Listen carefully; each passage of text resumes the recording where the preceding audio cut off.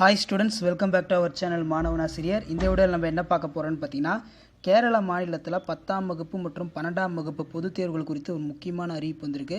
அதாவது மார்ச் 17ஆம் தேதி இந்த பப்ளிக் எக்ஸாமினேஷன் 10th 12th வந்து ஸ்டார்ட் ஆகுதுன்னு சொல்லியிருக்காங்க. அப்போ 11th இல்லையா நீங்கள் கேட்கலாம். ஸோ அங்கே கேரளா பொறுத்த வரைக்கும் 10th 12th மட்டும் தான் பப்ளிக் எக்ஸாம், 11th வந்து பார்த்திங்கன்னா கிடையாது. கல்லூரி இறுதியாண்டு மற்றும் முதுகலை வகுப்புகள் ஜனவரி 1ஆம் தேதி முதல் தொடங்க தீர்மானிக்கப்பட்டுள்ளது. கொரோனா பரவலை தொடர்ந்து கேரளாவிலும் கடந்த மார்ச் மாதம் முதல் பள்ளி கல்லூரிகள் உட்பட அனைத்து கல்வி நிறுவனங்களும் மூடப்பட்டன. கல்வி நிறுவனங்கள் மூடப்பட்ட போதிலும் ஜூன் 1ஆம் தேதி முதல் எல்லாத்துக்கும் ஆன்லைன் கிளாஸ் வந்து கண்டக்ட் பண்ணிட்டு இருக்காங்க. ஸோ இந்த நிலையில் பள்ளி மற்றும் கல்லூரிகளை திறப்பது குறித்து பொதுத் தேர்வு பப்ளிக் எக்ஸாமினேஷன் கண்டக்ட் பண்ணுறது குறித்து இன்றைக்கி வந்து ஒரு முக்கிய ஆலோசனை கூட்டம் நடத்தினாங்க. அதாவது கேரளாவுடைய சிஎம், கேரள முதல்வர் பினராயி விஜயன், சரிங்களா? இந்த பினராயி விஜயன் சார் என்ன பண்ணார்னா, அவரோட தலைமையில் இன்றைக்கி வந்து கேரள மாநிலத்தில் இருக்கிற திருவனந்தபுரத்தில் ஒரு முக்கியமான ஆலோசனை கூட்டம் நடந்தது. அதில் பள்ளி கல்வித்துறை, உயர்கல்வித்துறை அமைச்சர்கள், அதிகாரிகள் கலந்து கொண்டனர்.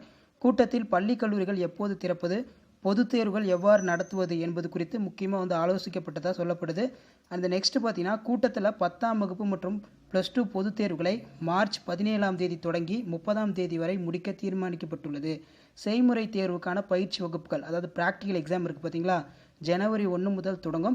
இப்போ இந்த ஆன்லைன் மூலமாக ஸ்டூடெண்ட்ஸ்க்கு வந்து கிளாஸ் எடுத்துகிட்டு இருக்காங்க. அதில் ஏதாவது டவுட் இருந்தால் அதை வந்து நிவர்த்தி செய்வதற்கு ஏற்படுத்தும் விதமாக இதற்காக ஜனவரி மாதம் முதல் தேவைப்பட்டால் பெற்றோர்கள் சம்மதத்துடன் 10, 12ஆம் வகுப்பு மாணவர்கள் பள்ளி செல்லலாம். இதேபோல் மாதிரி தேர்வுகள் மற்றும் பொதுத் தேர்வுகள் எழுதும் மாணவர்களுக்கு கவுன்சிலிங் ஆகியவை நடத்தப்படும் அப்படின்னு சொல்லியிருக்காங்க. கல்லூரி இறுதியாண்டு மற்றும் முதுகலை மாணவர்களின் ஜனவரி 1ஆம் தேதி முதல் தொடங்க தீர்மானிக்கப்பட்டுள்ளது. 50% மாணவர்கள் மட்டுமே வகுப்புகளில் அனுமதிக்கப்படுகிறார்கள். தேவைப்பட்டால் காலையிலும் பிற்பகலும் 2 ஷிஃப்ட்டுகளாக வகுப்புகள் வந்து நடத்தப்படும். ஷிஃப்ட் பேஸில் வந்து நடத்தப்படும் சொல்லியிருக்காங்க.